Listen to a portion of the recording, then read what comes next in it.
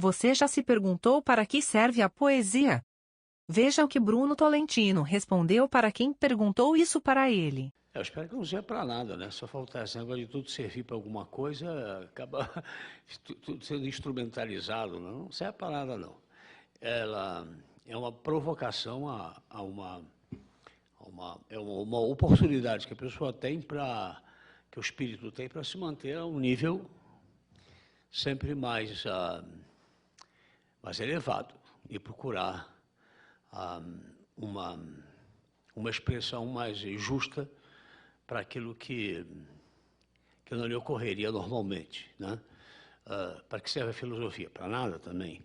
Para que serve a física nuclear? Em princípio, para nada, porque você não é a mesma coisa. Para que serve uma laundrette? Para muita coisa, senão você fica de roupa suja o dia inteiro. Nesse sentido, a poesia não serve para grande coisa. A poesia... Você que vai fazer a serventia das coisas. Quer dizer, é a relação que você estabelece com aquele meio, né? Aquele meio especial de expressão que você vai estabelecer se aquilo tem ou não uma serventia.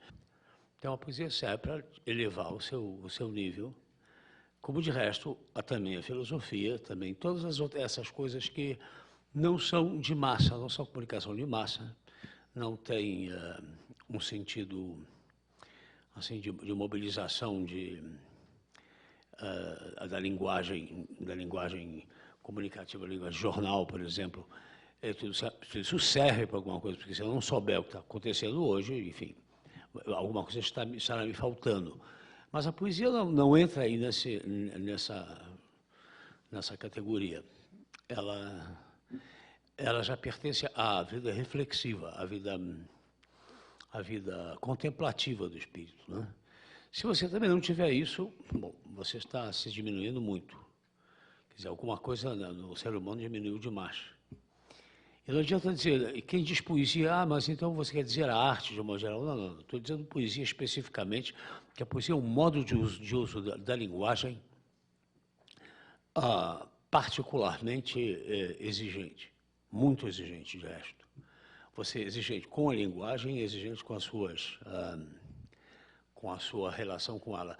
O Fernando Pessoa dizia, por exemplo, que ele definia a poesia como a música que se faz com as ideias. Não é uma música... as ideias, basicamente, você tem que estar pensando. Não é um negócio de... não é uma série de suspiros, enfim, não é isso. Você tem que pensar, mas com isso você tem que fazer uma música, você tem que tornar aquilo mais perceptível, não é? Aquilo que antes não era muito perceptível, nem para você. Você formula aquilo no máximo de tensão de linguagem possível. O máximo de tensão de linguagem sem perder a relação com a linguagem comum. Porque se você se afastar demais, aí você já entrou em órbita, né? Não é mais o... Você não está mais fazendo poesia. Você já está fazendo uma espécie de alquimia aí, sabe-se lá o quê, que entrou muito na moda essa bobagem. Mas o Goethe dizia, o grande escritor alemão, que a cortesia do gênio é a clareza. Se você é um gênio, a primeira obrigação que você tem que fazer é não fazer os outros sentirem débeis mentais. Você tem que se comunicar de tal maneira, tem que ser tão claro, tão preciso naquilo que vai dizer. Você não está dispensado disso porque você é muito inteligente, não.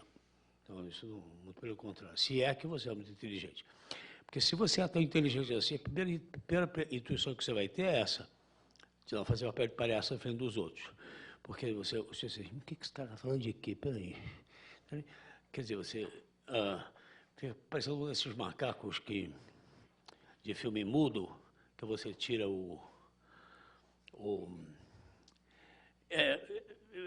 há mil maneiras de você realmente cair no ridículo total com a impressão de que você está, né? É muito comum isso. E o intelectual adora esse negócio. Então, essa chamadinha do Goethe, né, que a clareza é a cortesia do gênio, é uma coisa muito importante. Porque se você esquece isso... Por outro lado, também o Ezra Pound no final no princípio do século anterior, mais ou menos 100 anos atrás, quando ele e Eliot estavam fazendo uma espécie de homenagem, uma espécie de rearrumação bem incômoda na poesia de língua inglesa, que era muito enfeitada na época, estava muito... Aquela herança da Rainha Vitória, aquele negócio todo, estava tudo muito cheio de berloques penduricalhos, como aqueles lustres de cristal, lembra aqueles que tinha assim? Eu ficava pensando, cara, mas como é que faz para limpar esse negócio aí? Aí um dia eu vi, coitada, as criadas tiravam aquele negócio lá e lavavam um por um, depois botavam aquilo tudo. Você já pensou hoje em dia, nego, fazendo... eu ficava... E outra coisa que me impressionava, parece uma parte, mas tudo tem a ver. O modo como elas faziam fios d'ovos. Eu gostava muito de fios d'ovos. Passei a ter um verdadeiro trauma em comer fios d'ovos. Porque ficava aquelas negras horas fazendo assim... fio por fio, de puxa, mas que é isso? Depois eu vou lá, como todos só, passei a ficar com trauma de fios d'ovos. Mas era assim, havia um certo lazer de que se abusava, né? E esse lazer fazia com que você enfeitasse cada vez mais, aquilo não precisava ser enfeitado coisa nenhuma. Então, quando perguntaram ao Eliot, mas ao Joyce, não, perdão, que Joyce? Nós era um enfeitado. Ao Paulo do que é que eles queriam fazer com aquela revolução, ele disse, olha, a ideia é conseguir escrever poesia pelo menos tão bem quanto prosa. Aquilo pareceu assim uma provocação. Mas não era, tinha toda a razão.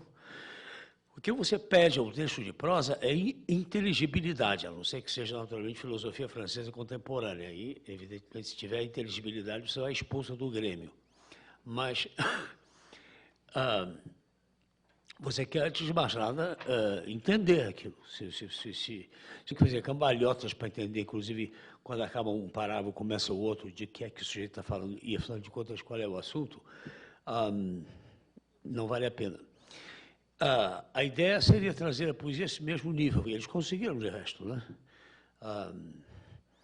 Tirar todos aquelas anquinhas, aqueles negócios todos, aqueles saltos altos, aquelas perucas empoeiradas que faziam a beleza feminina naquela época, quando você acabava de desmontar aquela boneca, saía de lá dizendo um negócio assim, mas não valeu a pena todo esse trabalho, porque a maioria das vezes não vale a pena mesmo. Então, o texto é a mesma coisa. Quanto mais... Eu estou dizendo que o texto tem que ser com uma mulher nua, mas tem que me impressionar pelo menos tanto quanto, com a mesma imediatez, né? Não pode ter nada que não seja pertinente ali. Se tiver, bom. Então não serve para nada. Serve para simplificar a vida e, ao mesmo tempo, que a elevar o espírito, etc. E qualquer outra explicação, qualquer outra, é uma presunção. Eu acho que por aí, contentemos-nos com isso, que já não é pouco.